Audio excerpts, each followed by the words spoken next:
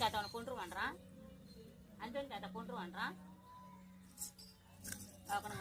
Anthony கல்லி வச்சுட்டா பின்னால கல்லாங்க இருக்கும்.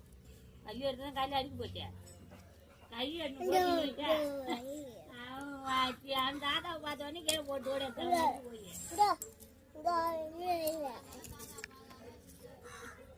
ஆயா கூப்பிடுறாங்க பேரு. ஆயா கூப்பிடுறாங்க பேரு. இன்னும் ஆயான்னு கேளு. இன்னும் ஆயான்னு கேளு.